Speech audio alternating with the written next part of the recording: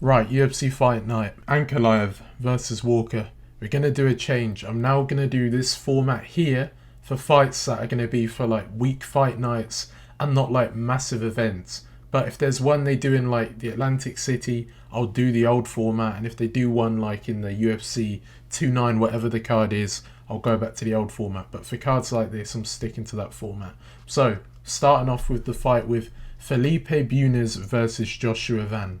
In my opinion, I'm going with Joshua Van to win this fight. And the reason I think he's going to beat Felipe Bunes is his striking looks good, but the only problem with him is it only works when he's able to come forward and start to land hooks around his opponent. And I don't think he'll be able to do that against Joshua Van apart from the first round, because with Van, he's a very bad first round fighter in terms of doing damage. Because in my opinion, he's good at attacking the body, but what he'll do is leave his chin very open for like a 1-2. We saw it happen against Kevin Borjas, but I think in this type of fight against Felipe Bunes, because he won't be able to apply as much pressure as a guy like Borjas because his striking isn't as good, I think he's going to struggle to get that going, and Joshua Van is going to gas him out in the first round by attacking the body, and in the second round start to apply more volume, pushing Bunes up against the cage and not allowing him to come forward, because once Bunes comes forward, he'll start to use the clinch and then look to get a takedown. But in my opinion, his takedowns aren't even that good. And Joshua Van is good at wrestling as well, so it's not a thing where he's got no takedown defense. Look at that Zalgas fight. He stopped to believe 4 out of the 5 takedown attempts. So I think Felipe Bunes, unfortunately, his striking isn't bad, but it's not good enough to compete with Joshua Van. So I'm predicting this fight's going to be a decision. And then we have Tom Nolan versus Nikolas Motta. In my opinion, no-brainer. Tom Nolan should, I don't know why it's done that, Tom Nolan should win this fight via KO, and I'm going to predict it's going to be in the first round, because Nikolas Motta's chin is just not good enough. Jim Miller steamrolled him. I know he's starting to get more knockouts now, but still, Nikolas Motta is a striker at the end of the day. He should be not getting flatlined by Jim Miller. So after that fight, I was like, okay, I'll give him the benefit of the doubt. It did happen, it's unfortunate. But then when you fight against Manuel Torres, again, he's another powerful striker, and you get flatlined with an elbow in under 1.5 rounds. I'm sorry, I do not trust your chin. And I know Jim Miller's not as powerful as Manuel Torres, but he's building up power. But still, I was expecting way more from Motta. And Tom Nolan, he looks a bit like Jalen Turner. Obviously not because of like skin colour or anything, but he looks like Jim Miller in terms of his size. He's a very tall lightweight, 6'3", and not only that, he has not lost yet. Nikolas Motta, oh yeah, I forgot to mention the Trey Ogden fight. In that fight with Trey Ogden, he was going to lose that fight. It was a premature stoppage, but again, he was getting held down, he was getting jabbed in the face, striking looked dreadful. Trey Ogden's good with the jab, but again, you are meant to be the better striker than him, but it didn't seem like it in that fight, and I just don't think his striking's good enough, and he's probably not UFC standard in my opinion. So I am predicting Tom Nolan to go out there in the first round and get a KO on Nikolas Motta. Right, Westin Wilson versus Gene Silva. In my opinion, this is an inevitable knockout for Gene Silva. Westin Wilson, he trains with Wonderboy Thompson, but the problem with this guy, he just doesn't seem like he can really strike. All he can do is jiu-jitsu off his back, because against Joanderson Brito, I know he's a heavy-handed puncher, but it was like with every punch he's landing, he's like turning away from punches, leaning up against the cage, and like he was getting out grappled by Brito, which isn't bad considering he's not like a flat out wrestler. He's more of a jiu-jitsu side, and Brito can do like the whole thing. But against Gene Silva, he isn't going to mess about trying to take him down to the ground. He's going to come forward. He headhunts, which you might say might be a positive for Westin Wilson, but I don't think it will be, because his grappling isn't strong enough to capitalise on those like overthrown, loaded up shots, because he isn't a very strong wrestler, but very strong jiu-jitsu. So therefore, I think it's got to be Gene Silva, KO, and I'm going to predict he'll do it in round 2. And the reason I'm going to say round 2 over round 1 is because with Gene Silva, at times, if he's over like telegraphing punches and taking his time at times, Westin Wilson might be able to see the punches coming and avoid it because he hasn't got extremely high accuracy, but it's when it lands he does damage. And in the first round on the Contender Series, you'd see Gene Silva was trying to be on the back foot. He wasn't actually looking to apply a lot of pressure until like round 2, and then in round 3, where he started mixing up a few elbows. And that's why I think in this fight, he should be able to get a KO over Westin Wilson in the second round with these telegraphed punches, especially the straight punches, and even mix up a flying knee every now and then, and throw a lot of kicks and punches straight down the centre. They don't really come off the side. He'll do it through the centre, and as a guy who likes to grapple in Westin Wilson, it will kind of like mentally prevent him from wanting to shoot down the centre. Farid Basharat versus Taylor Lapilus. I'm going with Taylor Lapilus to win the fight via decision. Because Farid Basharat, one thing I've noticed with him, he has to get takedowns to win a fight. You rarely see him win a fight by purely striking. He could do it on the Contender Series by using the striking more often than not. But against Taylor Lapilus, I think, even though they've got a similar reach, Taylor Lapilus is way better if using his reach than Farid Basharat.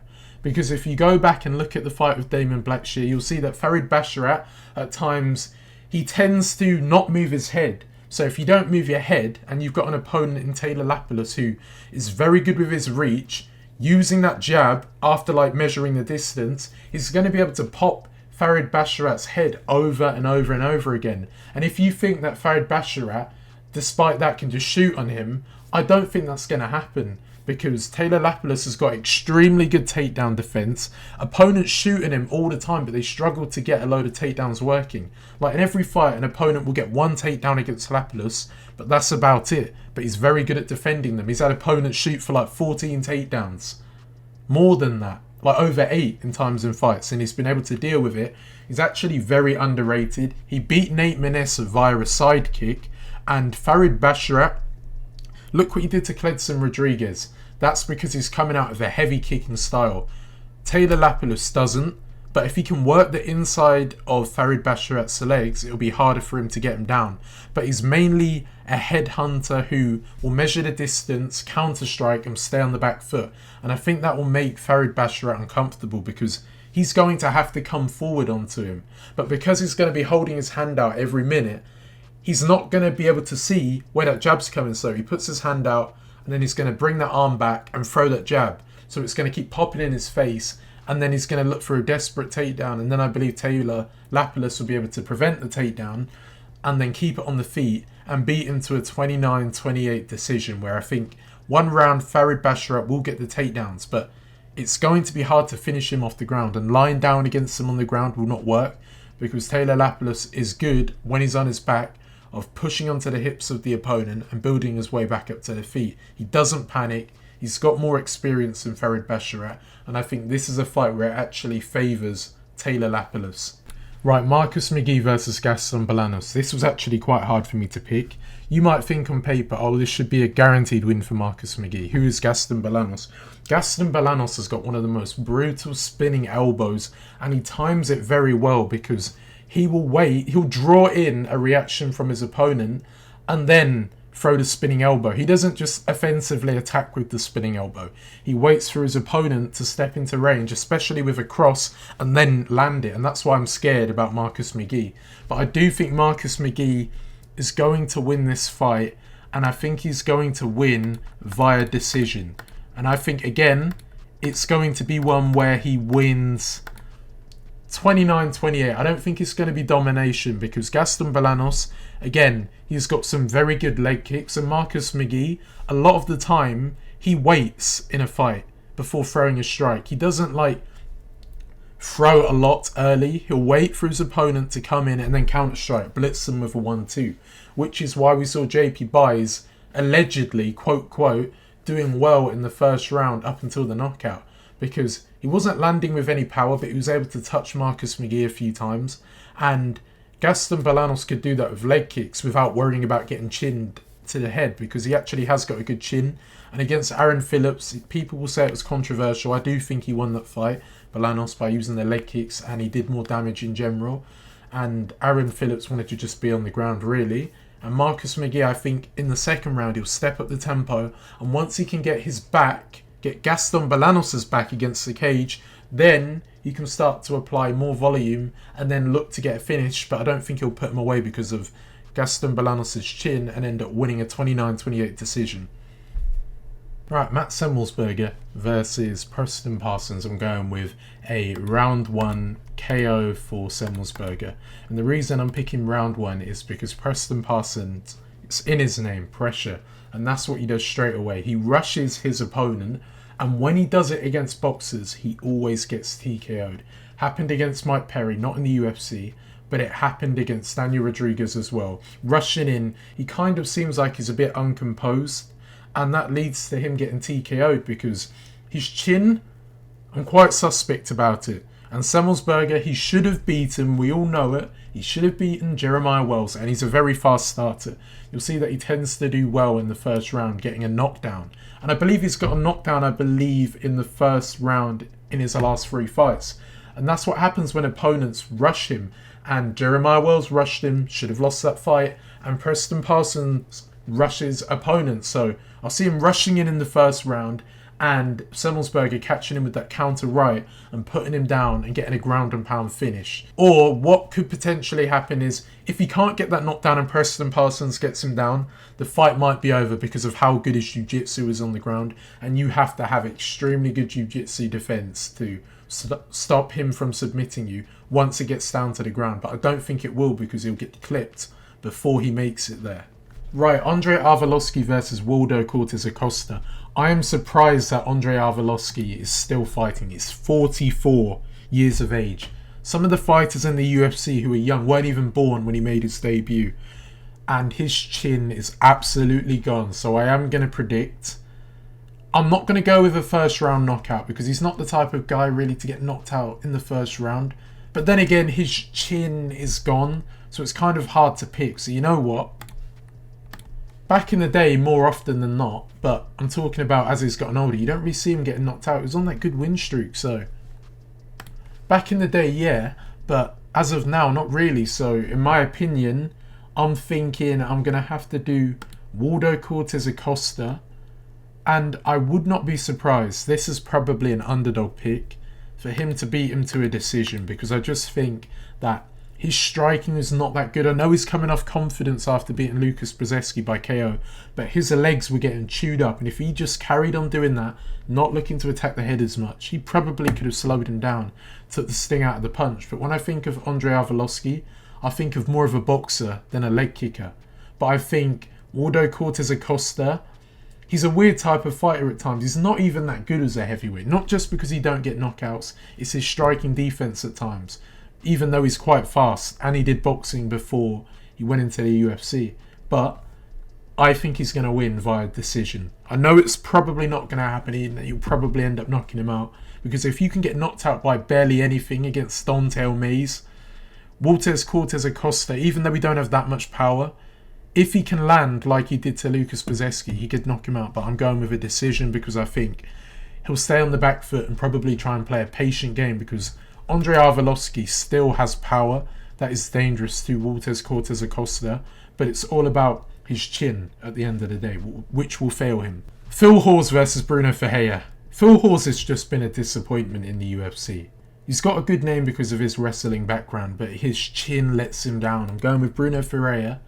I'm going with a first round TKO because he fights the fight like very technical, starts off very well. He'll kick you to the body and then he'll come up high to the head, putting on a very technical performance. Not all the time, like against Ikram Aliskerov, he started off better than Ikram. And I thought at one point it wasn't looking good for Ikram because he kept catching him and Ikram couldn't kind of find his range. But eventually, as he gets into the fight, he gets over aggressive and he ends up getting caught. And Bruno Ferreira, this is a perfect matchup for him because if he's over aggressive, what Bruno Ferreira is good at doing is moving his head, using feints, and that will kind of push Phil Hawes backwards. And because Phil Hawes overcommits, I can see him getting countered with a hook and being flattened onto the ground. I know he lost to Nusolta and Rubiev, I don't know how to pronounce the name, but he was able to catch the leg and knock him out. Phil Hawes won't do that. And Bruno Ferreira can grapple as well. So it's not a thing where Phil Hawes can just go out there and just hold him down for all 3 rounds, because it's not that type of fight. So he'll stand up on the feet, he'll try and look for the knockout, and he'll end up getting caught by biting on a feint and getting knocked out by a hook or an overhand. Ricky Simón versus Mario Bautista. This is the fight where I've got a lock on Ricky Simón, and I think it should be by decision, although he could TKO him, and I'll tell you why I think he is going to absolutely maul Mario Bautista. Mario Bautista looks small. When I look at him, I think that he could actually be a flyweight, because Ricky Simón, he actually looks like quite stocky, and that actually benefits him with his grappling. He has got a very underrated resume, and he's only a slight favourite. He should be at least a moderate, in my opinion, not a slight. Mario Bautista should have lost his last fight to Damon Blackshear. He was getting controlled on the ground. He wasn't really doing much on the feet, apart from the 3rd round where he took his back. But a lot of the time it was just him getting high kicked and blocking, and Damon Blackshear applying a lot of pressure. Ricky Simón will do this times 10, but without the leg kicks. He'll look to use the boxing and then set up the takedowns and look for them double legs. And I don't think he's a fighter where you can just snatch onto the neck and get a guillotine. He's only been submitted, I believe, once in his career. And guess who was the only guy to submit him? You wouldn't actually know. So it wasn't even in the UFC. So I think he's going to go out there and 30-27 Mario Bautista. He will not win 1 round in this fight. I'm quite confident in that, because Ricky Simón is quite strong, and when Mario Bautista fights a guy who's much bigger than him, who can wrestle, he struggles to deal with the takedowns, and his takedown defense isn't anything special. So Ricky Simón is just going to steamroll him, in my opinion. Right, Jim Miller versus Gabriel Benítez, one of the most exciting fights on the card. But it is a shame that Matheus Nicolau versus Manel Kape's not going to be happening anymore. But anyways, so Jim Miller, I'm picking him to win. And I think this will be a round 2 knockout, not round 1. Because with Jim Miller, he's a very patient fighter. He doesn't rush things. And one thing you'll see him do a lot in fights is throw leg kicks. But it seems recently he likes to march people down and look for a knockout at times. Like, look what he did to Jesse Butler. I know it was on short notice, but when you get knocked out viciously like that by a 40-year-old who's never been known for knocking people out like that until like 2 years ago, it just shows you how with age a lot of these fighters, well, not a lot of these, but some of the veterans are just improving, which would make you think the talent now is getting worse, but I would disagree. But it's a weird thing that keeps happening. Older fighters who are improving with age. But Gabriel Benítez been out for almost 2 years now, and he had a very impressive performance against Charlie Ontiveros when he was using that grappling, and he went out there and started brawling, and the odds are actually quite even. But I would pick Jim Miller, because in the 2nd round I think Gabriel Benítez is going to start to brawl, because that's what his style is. It's very sometimes like a Sage Northcutt, rushing in, like not protecting himself, but because he's so aggressive and he has power, he's able to put away opponents by doing that. But you can't just run through Jim Miller like that. If you do that, rush in and try and blitz him, he'll jump onto a guillotine and submit him. So there is a possibility that he could submit him, but I think because he knows Gabriel Benítez hasn't got like an amazing chin, I think he'll be able to capitalize on that and counter him with a cross right down the middle and put him down in the 2nd round. I think the 1st round will be a bunch of leg kicks by Jim Miller, trying to wear him down and make it harder to like blitz into the pocket, because if you can't plunge off that front leg and use the strike that you want to use, especially with a hook, or come in with like an explosive cross, it's going to be hard to do a lot of damage if you're Benítez, because that is his style, explosion. So Jim Miller, I'm picking him round 2 KO. And then the main event, Magomed Ankalaev versus Johnny Walker.To. We know what happened the first fight. It was just done by Ankalaev. And I think Ankalaev should win this fight. I believe he's up there as favourite to become the champion at the end of the year. I should have done a video on end of the year champions, probably at one point. But I've got to go with Ankalaev. And I'm thinking, Johnny Walker's chin is not good at all. I know he's been doing well recently, but he's been fighting people who are known for not having good chins, so he's been able to knock them out or take him to a decision in Anthony Smith, who looked like he quit in that fight. So, if I'm honest, I think this fight's going to go to... Yeah, it's got to be a knockout. I don't think it's going to be a fight where he takes it to a decision, because as the rounds go on, Johnny Walker's chin will fade, because if he gets head kicked or something... Remember when, what was his name? Jamal Hill sent him to the Looney Tunes, and you've got all the memes of him getting knocked out 4 times in one fight. His chin just fails him badly. He's very talented, but I think Magomed Ankalaev is going to go out there and do what he did in the first fight by going for a takedown. But I think Johnny Walker's going to look to throw a lot of flying knees. I saw a clip on Instagram of him doing it, and earlier on in the fight, he attempted a flying knee, so I wouldn't be surprised if we saw a few of them from him. So what Ankalaev's going to have to do is to look to push him away with them front kicks like he did against Jan Blachowicz, get him against the cage, use the clinch, and then try and sweep him down from the cage, and then work from there. Because we know it's going to be hard for him to finish him by submission because he doesn't have it. And ground and pounding Johnny Walker, you don't really see it happen, if I'm honest with you. You really don't. A lot of the knockouts come from being on the feet, but I think if he's on the ground with Magomed Ankalaev, because he's got power from ground and pound, he will be one of them guys where he can do it. He should be champion end of the year. He really should. He bottled that fight with Jan Blachowicz because he weren't checking leg kicks. He threw away... Well, I can't really say threw away. He messed up his fight with Johnny Walker by doing an illegal knee, which should be a loss in my opinion. But I think Johnny Walker, despite him having all this power, which he could drop Ankalaev with, I think he's going to rush him for the takedown early, and then that will be the end of the fight pretty much. So I'm going to predict the round where I think Ankalaev will get it done is a round 3 TKO, and I think it'll be a ground and pound finish after wearing him down with all the takedowns and eventually finishing him with not elbows but just vicious ground and pound. So yeah, thank you for watching. Talk to you soon.